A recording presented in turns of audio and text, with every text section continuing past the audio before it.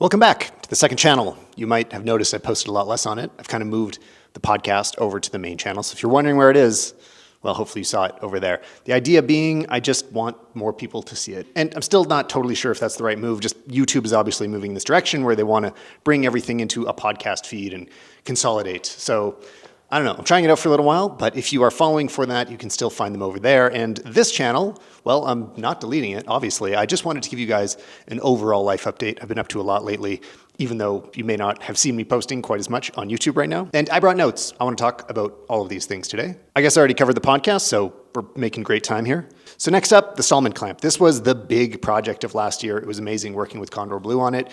And it is out. People have it in their hands. And if you get a hold of one, I'd love to see how you use it or just hear about it in the comments, like what your experience has been like, because I want it to be amazing. I want it to be something that people are going to use. And I mean, I made it to be something that I want to use. This fit my needs, and I hope it fits yours too. The first batch is pretty much sold out, I think, and we're getting the next batch in right away. So if you order, it shouldn't take too long to get there. Now, what have I been up to? Well, there's a few job projects that are just outside of YouTube, so I'm just going to let those sit there. That's been kind of keeping us busy on one hand. But one thing I've been extremely focused on ever since November, so now I'm like a solid 3 to 4 months in, depending how you measure it, is just taking care of my fitness. I've always hated the gym. There's no sports that I really like to play. Like, I'm just not a gym guy. But I realized I'm getting older. I just turned 40, and I'm like, you know what? Actually, it's not my birthday specifically that triggered it. Recently, I was picking up a potted plant. It wasn't that heavy, and I tweaked my back, and I'm sure some of you out there know what that feels like. It wasn't even that bad, but it inspired me to realize like where this is going to lead if I don't do any kind of real focused physical activity. So I've been somewhat obsessed with it. So far, I'm tracking and measuring my progress, and hopefully it leads somewhere, and then I'll make a video about it. But, you know, if I don't hit my goals, then maybe I won't post about it quite as much. But I think I've kind of cracked the formula for like people that hate the gym. Here's how to actually make it work. Like it does seem to be working. In the past month, I lost 10 pounds, which you wouldn't think I need to. Like, I know I have like a pretty skinny face, but it was all in exactly one place, all of that extra fat that has been building up over the years.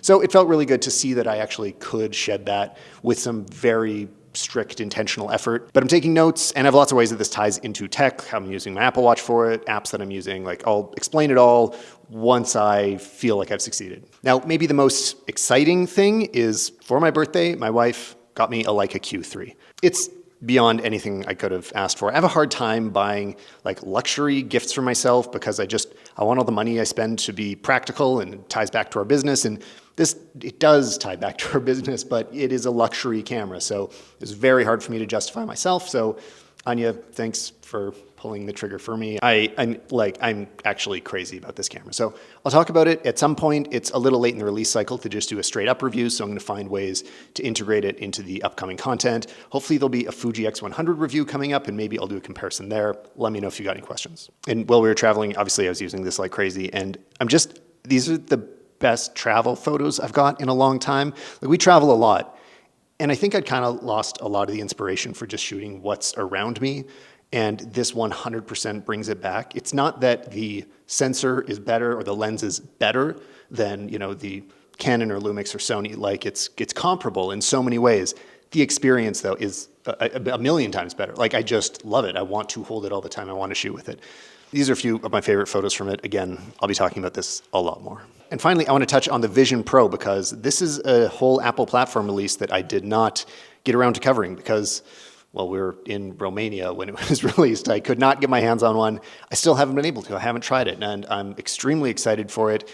I keep thinking about flying to the US just to get a hold of one, but, you know, I'm just not sure what to say until I can actually use one myself. So I don't know what's going to happen, but from what I've seen in the reviews so far, most people are like average people, not you guys. You guys understand the tech space, but average people are seeing all these videos of Patrick Tomaso wearing it out in public and other people like driving it and crossing the street. And obviously, this is not what's going to happen with it. Like, they are doing that for the hype.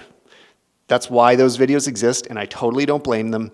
But it's just been like this really sort of confused media coverage where even mainstream outlets that would typically cover tech are like, influencers gone wild. But that's not an interesting take. This is going to be a slow burn, not just from me. I mean, as a product, it is the biggest new category that Apple has ever entered. So I think we're going to take the longest to absorb it. And it's inherently hard to show off, especially for YouTubers. Like the experience of being in VR is so different from the video. I mean, I've made a few VR videos and I know like when I'm editing them, when you watch them, it is not what the experience felt like to me. So we'll be covering it on the podcast. There'll be new episodes coming out soon. I just wanted to give you guys a little special love over here for subscribing to the second channel. Thanks for being here, and I'll see you guys throughout 2024.